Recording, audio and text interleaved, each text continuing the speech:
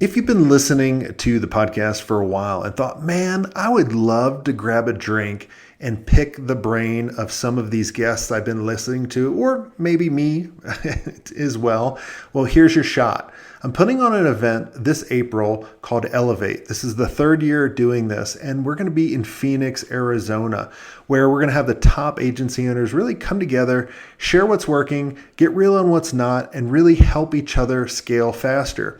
So if you're ready to finally get out of the weeds and grow your agency the right way, I want you to join me and 50 other amazing 7 and 8 figure agencies at Elevate. You'll connect with people who've been there, leave with a real growth plan, and actually enjoy the process. Now, we only have a few tickets left, so make sure you go over to elevatemyagency.com to lock in your spot now. Go to elevatemyagency.com now. You're listening to the Smart Agency Masterclass with me, Jason Swank, and we're bringing you this episode courtesy of our friends at Wix Studio. Let's go ahead and get into the show. All right, welcome to the show. How's it going? Very good, very good. It's 5 p.m. here in Brussels, and to be honest, I before the show I wasn't sure should I grab a coffee or a beer. I think you should grab a beer. Yeah, maybe if you don't. Well, when I was in Belgium, I had the best beer. It was ridiculous. Like no hangovers, nothing. It was. I love Brussels. Then you didn't drink enough, Jason. That might be it too. Well, tell us who you are, what you do.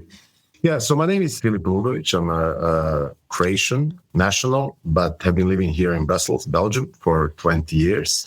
As perhaps many of your listeners will know, Brussels is sort of the Washington, D.C. of the European Union. So this is where all the European institutions are, and this is where all the laws are being made that impact the lives of nearly 500 million people that are living in the countries that make up the European Union. And that's exactly what our business is about. So basically, I manage a digital communications agency which works with organizations and companies who are trying to get their message across to people sitting in these institutions and making the laws that end up being implemented in different countries in Europe. Amazing. How did you get started doing that?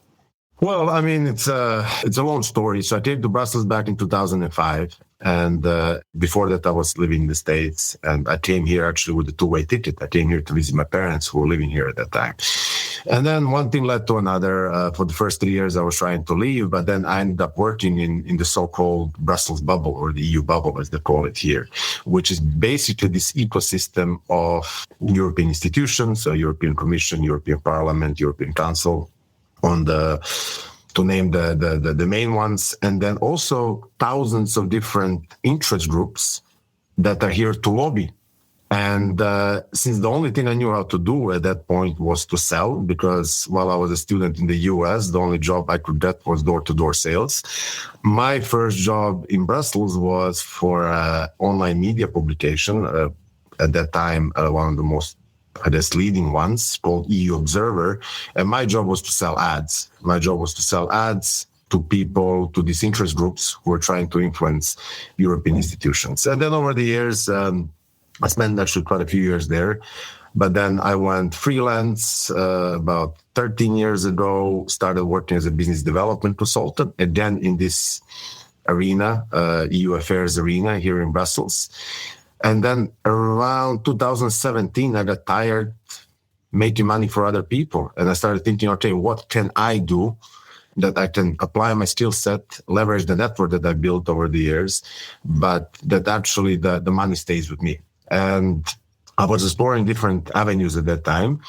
And I had a lunch with Richard, who ended up being a business partner of mine, who was a very seasoned communicator. So he spent years working as a spokesperson for various institutions, governments, UN agencies, and so on. He was Australian, but with roots also from the Balkans, where I come from. And he was working as a senior consultant with the European Commission at the time, focusing on communications. And he said, look, I want to scale what I do, but I would rather die than pick up a phone and call a person and try to sell in my services. And I said, well, I mean, that's what I do. And then we looked at the market a bit, and we figured that all of these interest groups that operate in here, when it comes to digital communications, don't really have many agencies that can help them. Because on one hand, you would have traditional lobbying firms, right? So who understand the political context, who can get you a meeting with a member of the parliament or with somebody from the commission, do a nice analysis for you, but they don't really understand how the whole digital communications world works.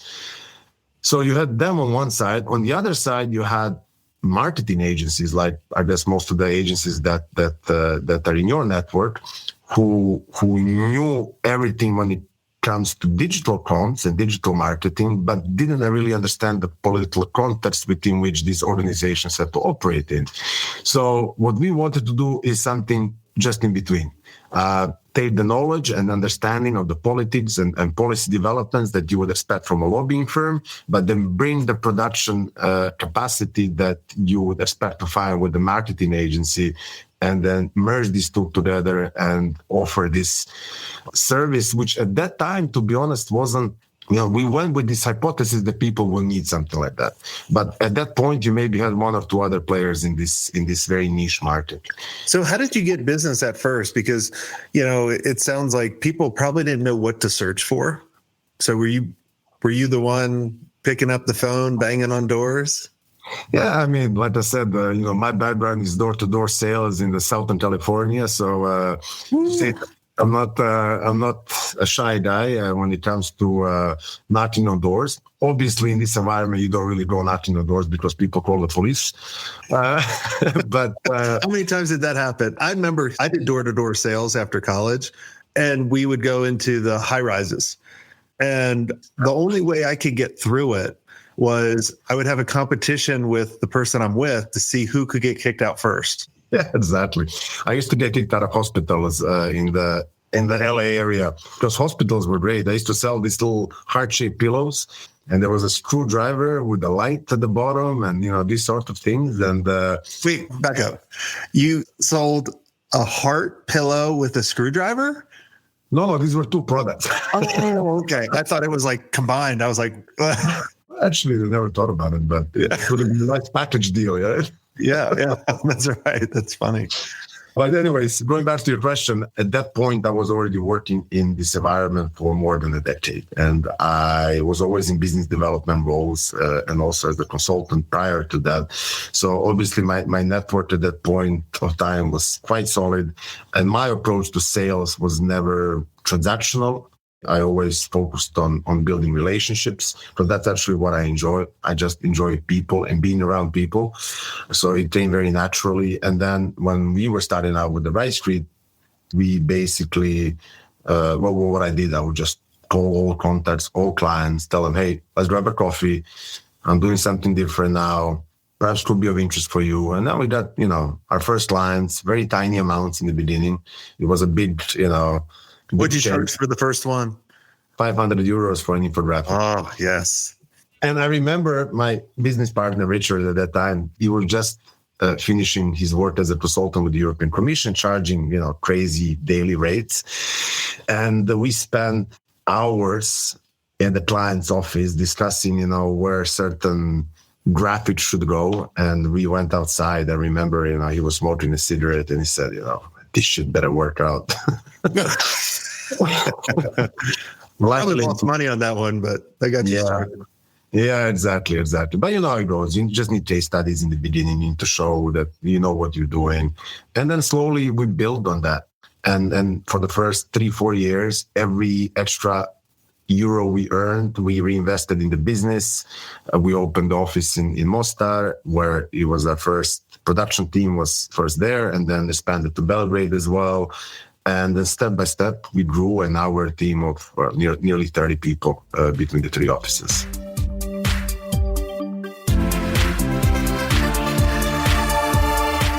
Look, your agency adapts for every client, right? Your builder should do the same. That's why Wix Studio is built for the way you actually create. AI-powered site mapping lets you get straight down to the design. Whether you shape things in Figma or start in Studio, your vision's coming to life quicker with no-code animations and built-in responsiveness. And for client growth that actually scale, you've got extendable business solutions and a dynamic CMS. Scale your agency at wixstudio.com.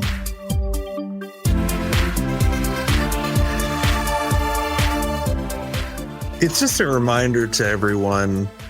A lot of times we forget the basics. We're at a point in the agency, we always go through like lulls or like plateaus. And we start freaking out going, oh my God, I'm not getting leads. I'm not getting business, right? Like I'm losing clients. But if you think about your story, but especially about how you started, you just went to the low-hanging fruit, the people you already knew in your network, and was like, hey, let's grab a coffee. I may have something for you. Well, let's just talk about it. And I tell people, you should do this every quarter, at least every quarter, looking at the low-hanging fruit, people you haven't talked to in a while, your old clients, your old prospects. Literally make a list right now as you're listening to this, like pause it, make a list, and then start reaching out to people. There's money that is on the table that you're missing out on right now. Always. What's been the biggest pivot that you guys have done over the years? That's a very good question. I can't say that there was a point where we pivoted drastically in terms of the services or the type of clients that we serve. But there was a defining moment for the agency at the beginning of 2020. So we just went through a first sort of a scaling moment. So we were at that time, at that January 2020, we hired 3 people. So we're about 6-7 people at that point. We got an office, proper office, with everything inside. Went to IKEA, bought furniture, spent days screwing things. Ping-pong table? No. It's not a Silicon Valley. Get to work. You're like, get to work, people. No playing. Yeah, exactly. So we ended up really investing quite a lot of money at that point, or reinvesting. And 3 months later, COVID happens, lockdowns, all the contracts that we had that basically, I don't want to say canceled, but people stopped paying just because there was nothing to do. Everything in the pipeline, just froze. And all of a sudden we were left with all these fixed expenses, but no revenues. And, the first sort of a knee-jerk reaction is fire, cut costs. But since I worked so long in this environment, and a lot of these clients were these trade associations, industry organizations that usually plan their budget the year before. And they have to spend their budget, because if they don't spend their budget, they don't get it the next year. I knew the money was there. So we said, look, let's, at that point, both Richard and myself, we said, okay, look, we don't draw salaries. Luckily, we had wives at that time who were working. And you had sugar mamas. Yeah, exactly. Yeah. Our wives are the biggest investors early on. So luckily, we could afford that. And we basically kept the team, invested a lot in marketing. So all of these resources that we had in terms of people, we just invested in marketing and waited. And I knew that towards the end of the year, people will want to start exploring digital. And especially because they couldn't spend money on events, which majority of them spend money on. I knew that towards the end of the year, people start panicking and start exploring digital formats, digital channels, and so on. And that's actually what ended up happening. And to this day, the Q4 2020 is still our best quarter in terms of new business. And this was the foundation of everything else that came afterwards. It was a scary time. Like, no one knew what was going to happen. And then, a couple months went by, and then people were like, hey, I need to spend money on digital. And then the agencies were just like... Yeah, I guess we're not the only ones who benefited from that period. But I'm really happy that we didn't panic early on, and that that I had a partner. Unfortunately, Richard passed away a couple of years later. But I was really lucky to have a business partner at that point of time that we were aligned on this. So let's be patient. Money is there, and eventually will come. And it did. I think that's one of the hardest things. I know that's a hard thing for me, for patience. Like I even lost a bet with Darby, which I still owe him to get a tattoo on my arm with a little turtle tattoo. He's like, dude, you got to be patient. I'm like, that's just not in my nature, man. Like, but you got to find something else to do. That's right. And then this sort of keeps you busy. How did you keep your team inspired? Finally, they didn't have clients telling them what to do. We could do whatever we wanted because we worked on marketing and we did a lot of this, you call it even, stupid things, but it doesn't matter. Everybody had a chance to express themselves creatively. And I think if you talk to the team and if they look back at this period, because many of them are still around, but I think they remember it as a nice period. Because, when a client tells you, you might be the best designer in the world, but if the client tells you, I want red there, it has to be red there, so. Make the logo bigger, your pixel off. Oh my gosh. Yes. Yeah. I learned a lesson in design, especially when I designed in the very early years. Like, never go to a client and be like, this is my best design ever. It could be your best design ever. It could be the best design that the company's ever done. But if you tell them that, and then they have no clue for design or usability or anything, and they say, I want red here. I'm like, red means danger. You're screwed. Yeah. I think our head of art and design would definitely agree with you on that one. But finding that balance and working on building that trust with the client that they actually believe you. When you say, red is not a good option here, they say, okay, they said the red is not an option, so we listen to them. And that takes time. And sometimes it never works. Sometimes you have clients who just, we never get there. Yeah. I remember my designers coming to me. They were like, man, I don't even want to put our name on this design anymore because the client just totally fucked it. Look, we have a website that we built that are definitely not on the list of case studies.